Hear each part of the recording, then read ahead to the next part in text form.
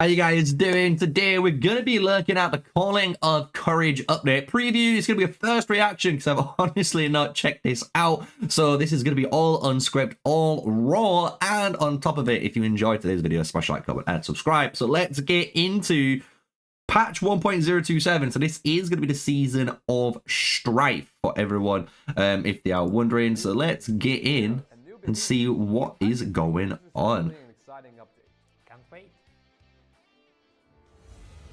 So I am going to be intrigued. I'm not going to lie. I'm going to be intrigued. See what is going to be going on in this brand new season.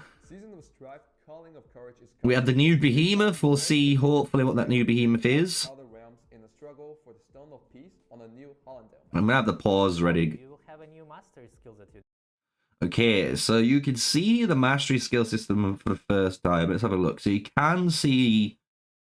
it looks like it's one skill. It does appear to be one skill from each hero. So it does appear almost it's going to work similar to Rise of Kingdoms, where you were able to earn one skill for each of the heroes and put that onto a march. So we'll see how it works. It will allow your heroes to learn other heroes' skills to replace their own and combine their abilities. And we have new season buildings. Okay, so that's kind of it. It does say replace, so I am under the impression, and we will go into the notice board because I think it does touch on a little bit in there. You are able to replace the skills. So what that would mean is, hypothetically, if there is like a really good skill for mages, you could replace like Lilia's second skill, the peacekeeping skill, with a really good one. Same with any hero. I actually think the heroes with a peacekeeping skill, like Nico with an engineering skill, you could replace that with an actual really competitive PvP skill from another, hero. So it's going to be interesting to see what you're able to do. I'm not going to lie, that is like the actual most interesting part for me in this whole season. So let's see what this new Alliance Siege Bastion is. You only can have one of these. Wow. I like that. I like that. I like that. So this is basically, okay, so a lot of people were really worried about this, even myself, because we saw how Flags was able to be garrisoned and obviously defended. So a lot of people were wondering, is that the way Call of Dragons is going? Potentially it might in the future, who knows? However, we get the first instance of seeing this building. So if we do go back on this Alliance Siege building here, if we could just go back, you can see there, 0 out of 1. So 0 out of 1 on this. So this is actually really clever because it does mean if you're someone like, some of the best builders in the game on the ROG side and stuff, you're going to be able to put this building in specific choke points where it's going to expand the territory, obviously protect other links in territory, and it's going to be really hard to destroy it because you need to be able to rally this building and destroy it in order to get, other troops out. So it's going to be interesting. I am going to be interested in to see how the Alliance Siege Bastion actually plays out, since it's only one building. So that was actually something that is a surprise, and I'm going to say I'm actually happy to see only one of them, maybe two at a push, but one definitely seems really good for now, just to see how it works. Do we need more or do we not, Okay, so this is the Brink of War. So this is legit, guys, Eve of the Crusade from Rise of Kingdoms. So I haven't really been making any videos on this, but if you're watching this one, I will give you the tips and tricks right now. While we are waiting, you should be saving everything. And I mean that. So what I mean by saving everything is don't use your CP pots because you're going to be needing them for obviously the Shadow Trolls area, which is like their unique marauder for this event. Then when it goes into the training, you need to train as much troops as you can, right? So there's no point trying to do mass training right now while you could be waiting for this day specifically, and then obviously gather supplies, and we get to see what these actually look like each stage. See here, you can see we're getting over 100k points, and this probably goes down. Hopefully there's more rewards than just getting 100k and then just getting 1 star. I'm guessing they're going to give us hopefully a legendary sculpture. I'm going to hope. If you're watching, devs, please please just add in an extra quest to gain more points for some legendary sculptures. It's much needed in this game. Same with the training legions there. You saw it did scroll down and we didn't see how far down it can go, but we did see a hero reset talent book. So if we watch that really carefully again, let me just re-watch that because I've got really quick eyes. Oh, it is. It's a hero reset talent book. I can't pause it in time. It's so quick. But the next one is preparing for war. So the way this works for everyone who is wondering, anytime you get one of these resources, right? So you can donate gold, wood, stone, mana, or gems. Each time you actually put one of these into your realm, you'll get a chest reward. And you can see you can get up to 20 hits of this. So what a lot of players do, some of them, if you're super spenders, they actually use gems to get 3 times the rewards. I would actually just advise for free-to-play players at the moment, just use your gems on your treaties, on your sentinel arrows you need, and VIP to progress your account. Only the spenders might use gems, but for a whole, just use your resources, probably gold, which is the easiest to farm. Get a bunch of it ready, and you're going to be easy pickings in this event. That 20 out of 20 will obviously refresh over time, so you're going to be able to get some more rewards the more you kind of, gather. Just to give you guys a little of a, an understanding of what's to come in the Brink of War. In a personal ranking to get better rewards for yourself, and realm ranking to determine the buffs that your realm will receive throughout the next season.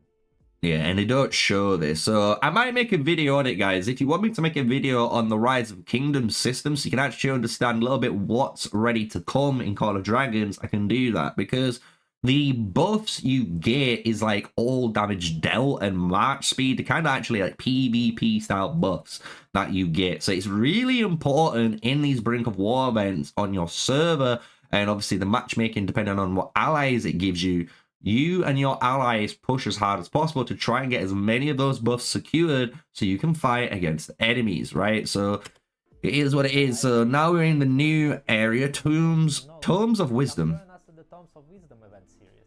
Sign in for 7 days and get exclusive avatar frames and nameplates. Cool. Join the Bookworm Bonanza, collect bookmarks and commentaries, and exchange them for amazing rewards. Let me go back. So there we go. So we get a city theme, the Tree of Spirits, which is $20. The avatar frame is Bibliophile, and then Bibliophile for the nameplate. I actually do like them. They actually look quite nice. The nameplate does anyway. I think maybe the avatar frame is a little bit too much, but it is what it is. But we know what these 7-day events are like, guys. I'm not going to go over this bit too much. I've already explained in many videos, if you watch my content, which ones you should grab. Put your knowledge to the test. Okay, we've seen the Alliance Quiz before, nothing too new. And we've seen the Autumn on Raid 2. So if you guys have never played this, it's a fun little game mode. Looks like some giants began to adapt. Fuck off!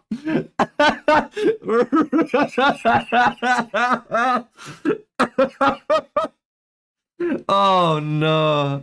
Oh, sorry. Bruh, Rusty Leo putting in the miles. Looks like some giants began to adapt to living in the poisonous swamp. Well, better run before the mass majority. Bruh, I wonder, before we get there, I really wonder how many times they had to record this one part. I would be laughing so hard. If I was one of Dimitri or Rusty Leo recording this, pretending to run away from this poison behemoth. Oh, Jesus, I would be crying. It doesn't really show us anything though. So we've got the new behemoth, but it doesn't really show us anything. Looks like some giants began to adapt to living in the poisonous swamps. Well, better run before the mass majority catches up to us. Oh. Yeah, I wish they showed some more about the giant. My thing is, I'm going to just guess it here. It's going to work pretty similar to how the original giant works in Season 1. However, I believe it probably has maybe a new move, or it might adapt 2 or 3 of its moves to apply poison stacks. Similar to how the Hydra applies poison stacks and you need to get Dispel Stones to dispel the poison. I believe the giant's going to be working on the same premise, right? So, let's see. New heroes and artifacts. This is what I'm ready for. Get me hooked. New cavalry heroes, I hear. Welcome Urag and Tobin to the CAF team. Okay, so we've got Urag and Tobin. Tobin looks okay. He looks like an actual old school knight. I actually like Urag. I'm not gonna lie. Urag actually with the thumbs down. It's kind of badass. Urag will be available. Ooh, here we go. Urag, attack range near, has a rage skill. Thank God for that. Deals physical damage to the target, 1700 damage, and spreads up to 2 nearby enemies for 400 damage factors. So this Cav, as we kind of was hoping and said, has AoE built onto his first skill. From the Damage taken reduction and damage dealt bonus 10%, 10% when marching. Bro, I swear to God, these devs are listening to me now. It's like these devs are watching my videos and they're like, yo, Sneaky's making good points. Like, Sneaky is making valid points here. This is what I've always been saying. Why not make calves more inherently tanky when they're marching? And this should just be something they have, I think. I think this should be something on the unit, but it's nice to see Urag has this as just a skill. This is a really good skill. I actually think this is a good one for calves for once. lucky spin And then we have all cavalry units gain 10% march speed, 30% on their physical attack bonus. We get 40% worth of stats. Wheel of Death.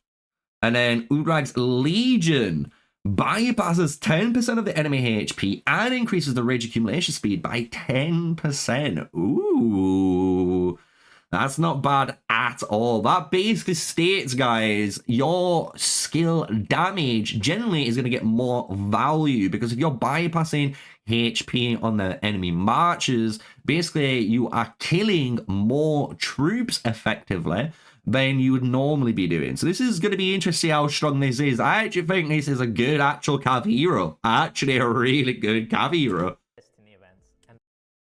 And then we get the upgrade. So the upgrade is 1700 damage on the single target and 400 compared to 3. So you get an extra 100 damage of a skill factor. It's nice that you get some extra. I'm not going to lie. It's nice that you get some extra damage. I would hope for a little bit more out of Urag's Awakening. However, I actually like the hero. I'm going to be honest. If you're a cav guy, I actually think you like Urag. Tobin from Now we've got Tobin. Oh god, they switched that really quick.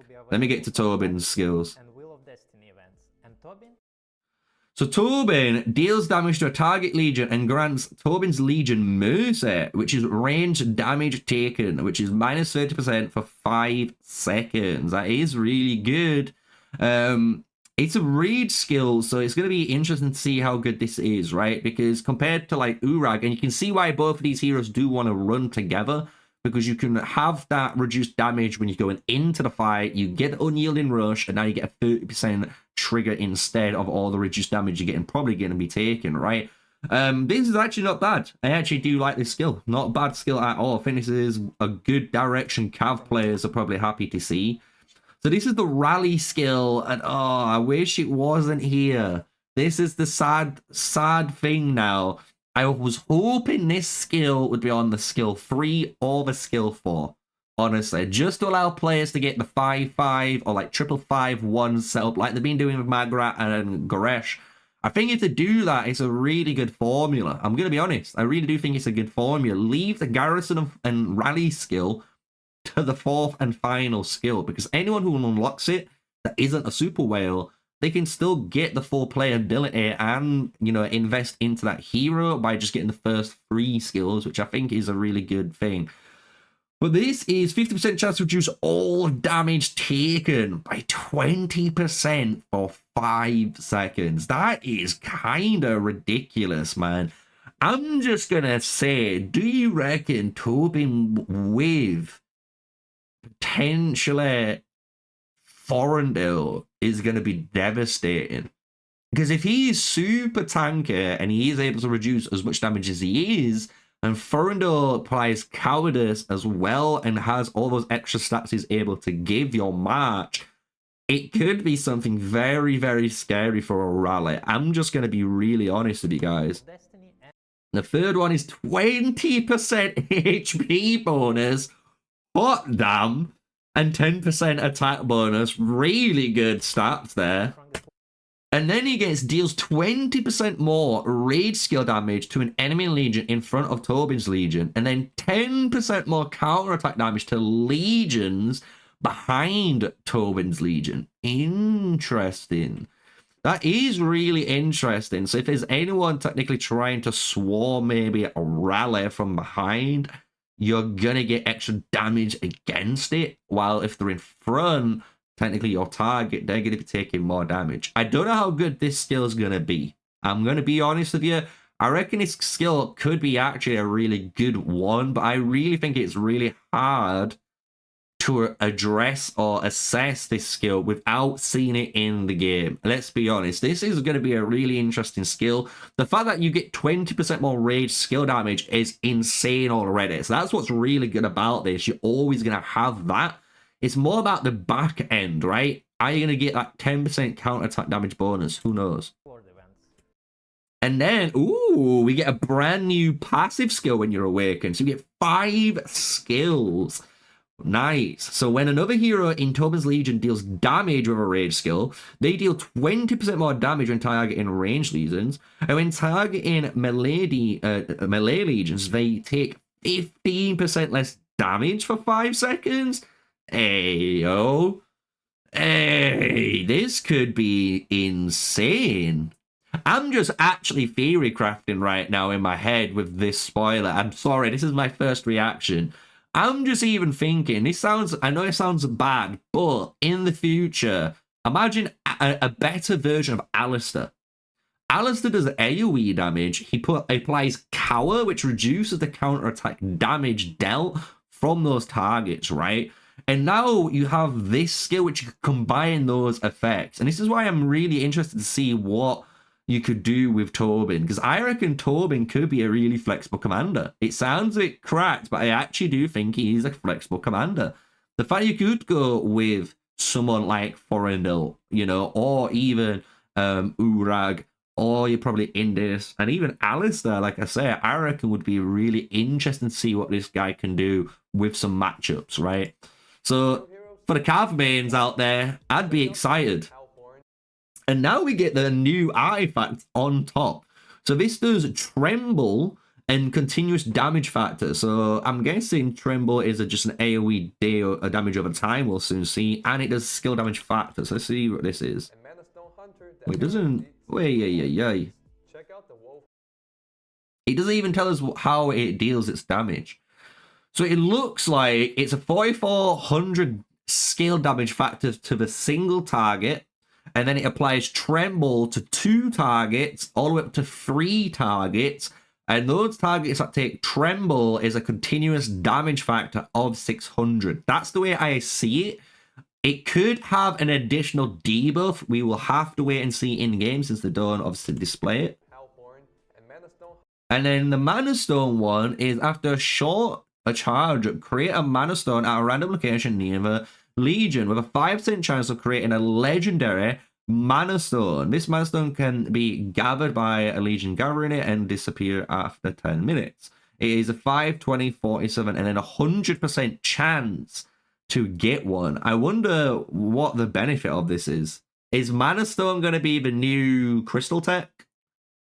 Are we looking at the brand new crystal tech artifact, guys? Is this what I'm actually reading? Because Mana Stone is different to mana, right? I'm scared. I'm worried. Alliance Market is now the bazaar. Here we have merged the weekly transport limits and loot limits. Now the combined weekly limit can be increased to maximum of 2 billion.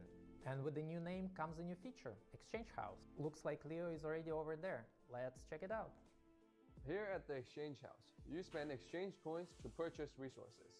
And selling resources... Oh, let me go back. Exchange House, you spend exchange coins to purchase resources. And... Oh, you have a set remaining limit? Expected earnings. Oh no, that's remaining on, I'm guessing, how many you have up for sale. Ooh, so then I actually like this. I'm gonna be honest with you guys. I really do like this Because this is the way, I'm going to be honest with you, I've been playing Tarisland a lot, and you guys have seen my content for it. This is how the platinum or the gems in Tarisland works. The way it works in that game is someone will buy gems, like a spender, and they can put it on the marketplace for the free-to-play player to buy, and the free-to-play player gets the gems, and the spender gets gold. And this is the exact same thing. So I'm able, as a free-to-play player, to put my resources up for sale, and a spender is able to buy those resources however they're able to, and I'm going to get gems in return. And this is going to be a really good way for actual free-to-play players, if they know what they're doing and they are farming really, really effectively, to earn a good amount of gems. I'm going to be honest, this could be a really interesting turn on making this game free-to-play friendly, and this could be what separates Call of Dragons to Rise of Kingdoms. This is one defining feature that I am actually really excited about. I'm not going to hate on it at all, because this was one thing I had my eyebrows about up, and I'm happy to see what I'm seeing. Selling resources will earn you gems. Check out the details and rates at the local bazaar in your city. That's so cool. I wonder how much I wonder if it costs us the 100 gems to buy them as well then. More types of skill cards will appear when refreshing talent skill cards at the Merit Store, the Crystal Store, and the Exchange House. These Warped skill card sources were changed. They can no longer be gained by capturing Warpeds, but can now be obtained from the Crystal Store. And these skill cards can now be obtained during capture Warpeds. These ones are good. So they basically, it's weird. They've nerfed Warpeds and buffed them at the same time. I don't know how I feel about it. Basically, you're not able to capture pets with these three specific skills anymore. You have to buy them in the Crystal Store, which is interesting. And then to offset that with a buff, they added arguably all of the best ones. These are all the best actual skills in the game, guys. I'm going to be honest with you. Both of the two purples you are seeing give you critical chance or crit damage. Fatal Bite at the end gives you an insane amount of critical damage. And again, the one in the middle is Rage Generation. So it's really insane how you're getting access now to 4 of the best war pet skills in the game. Really do like this part of it. Cards can now be obtained during capture Warpeds. We have adjusted the base price of certain skill cards at the Exchange House. You can now quick upgrade 0 Makes sense. 1-star Warped skill cards. You are guaranteed to receive your desired skill card after quick upgrading them. That's better. So the way I'm hoping I'm listening to Leo explaining that is, if I have 4 Warped skill cards now, I should be able to quick upgrade those into a 1-star without having to do the weird thing of having a 5th one on a pet to then upgrade that one. Does that make sense? Because you technically needed 5 instead of 4, which was a bit of a nuance. With each storage space upgrade. And we get new ones. Right, I'm intrigued about this because I'm saving up my gems now. We have added a new flying marksman skill called the bombing run, which can destroy. Oh, we get a stat change. Oh, we get a stat. Look, do you know what? We're going to have to come back to this. And we're going to have to do a full breakdown. If you guys want me to do a full breakdown of before and after what we can see so far, let me know.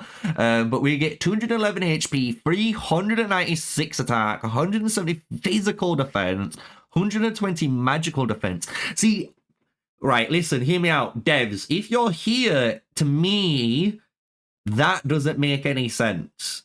The Wyvern Riders is a marksman unit designed to counter mages, right? Marksman counter mage. That's how the game works.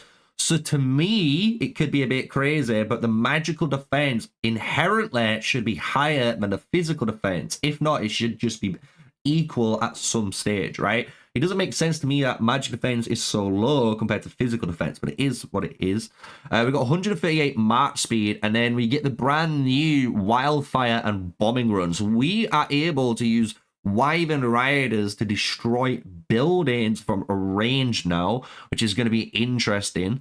As well, their normal attacks is going to increase, right? So you have a 30% chance of gaining 2% HP and a 6% normal attack damage increase for 3 seconds. So it's not bad at all. Destroy buildings and a long distance.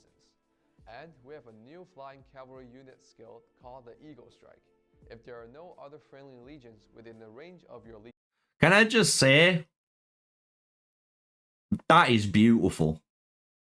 That art, whoever did that artwork for the T5 Forest Eagle, give a raise. That is absolute. I've never seen it because obviously this is what got added into the patch. These are all the improved new Elven units, and god damn, they look beautiful in the image. But yeah, we get a new Eagle Strike. So basically, the way Forest Eagles can be played, and a lot of people do play them like this, is if you run something like your Forindel Fear, Forindel Craig, Forindel, what's her name now, Fregar, any of those type of flying combinations, right? You're going to be able to use this one march all around farm pick, and it's going to be even easier now because you get 10% more damage just flat out. So good change. It's not going to make them any better, let's be honest. We'll see. I'll explain why.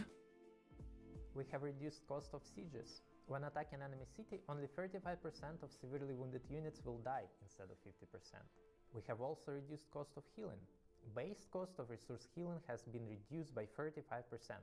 And we can filter for unit type on healing. Increased quantity limits for promoting legions. The quantity limit for promoting legions is now 10 times the quantity limit for training legions. What a great time to get your T5s. Yeah, they've been watching my content. Boys, they're watching the content. Look, they're like, it's enough. We've had enough war. We're trying to make MrSneakyy happy. He's got his T5. Let's just get anyone else in a similar place that's unlocking a T5, like the boy, the ability to train 16,000 troops in one go. What a crazy time to be promoting troops. Let's be real. Actually, good change. Play has been improved. It will now store logs of alliance skills used and roads or layers portals removed. The cooldown for territory relocation has been removed. After you complete the Agorstone stage Unscarred in the home realm, there will be no more cooldown. And in the future season, that's good. There will be no cooldown. Good change. And the warband members can now join each other's rallies and can also garrison each other's cities and buildings. So that's what a lot of people expected war bands to do, and they wasn't doing that. So it's nice to see this is being added in. We also increased the limit of alliance marker and warband marker to 20. Okay, that's good. That's it for today's update. Oh, what? A lot of additions, a lot of new features. Hope you guys will no map. And don't forget to share your thoughts in the It doesn't show the map. Bye.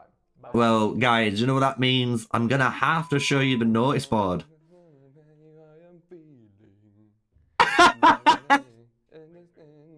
I'm never gonna give you up. I'm never gonna get.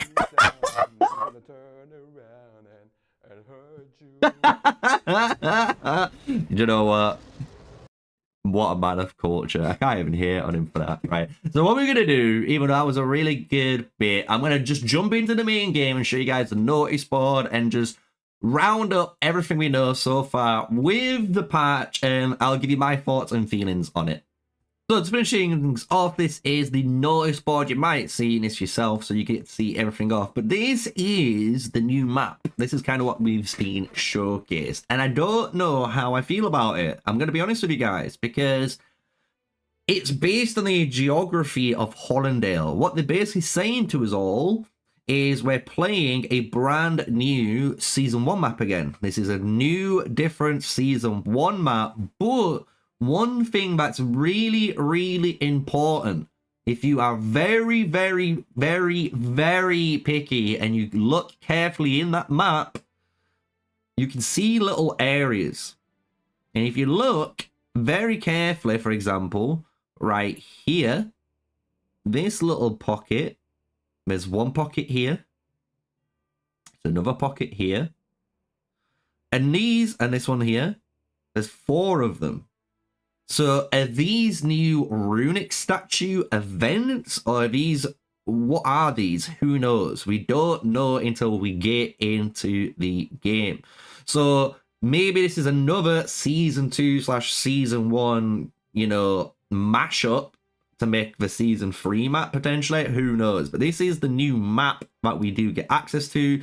And then we can see here, obviously, the claiming of different quests. So when you're claiming these quests, you can see you're able to get this currency.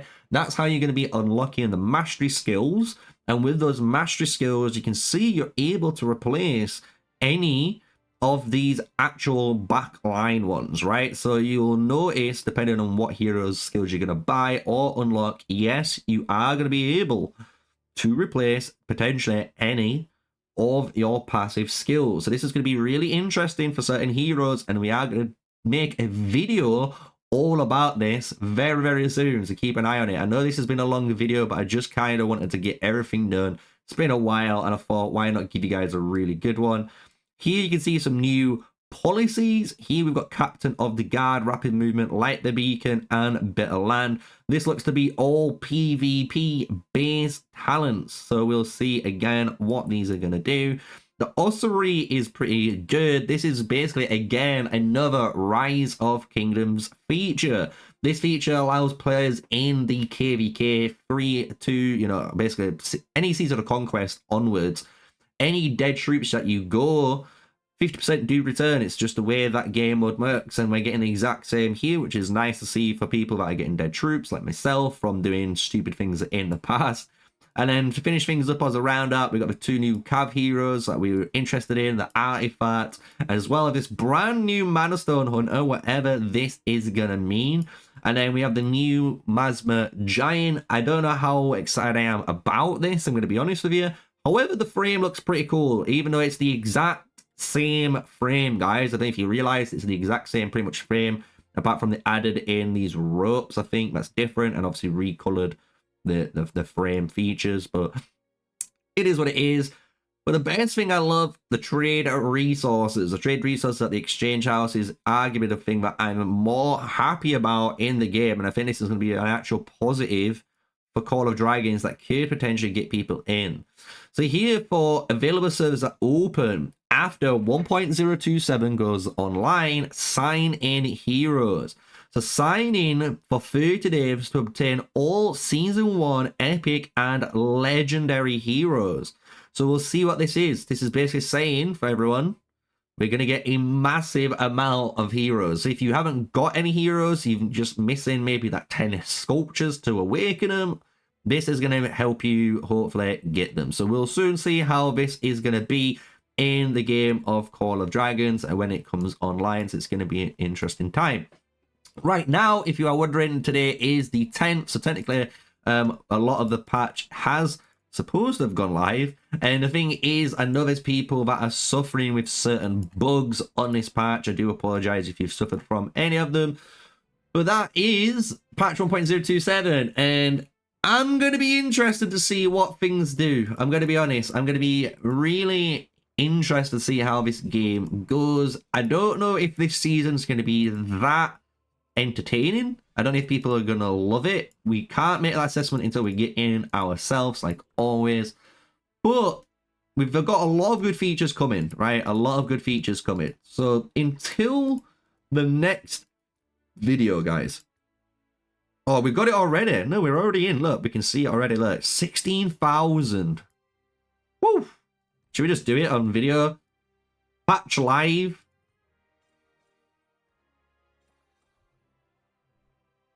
Boom. So there we go. You can kind of see the patch live. So it is in effect. That's why I kind of wanted to put this video out there so you guys can see my first reactions to everything, as well as just going over the videos. So if you enjoyed it, smash like, comment, and subscribe. Until next one, stay safe, stay sneaky. Peace out.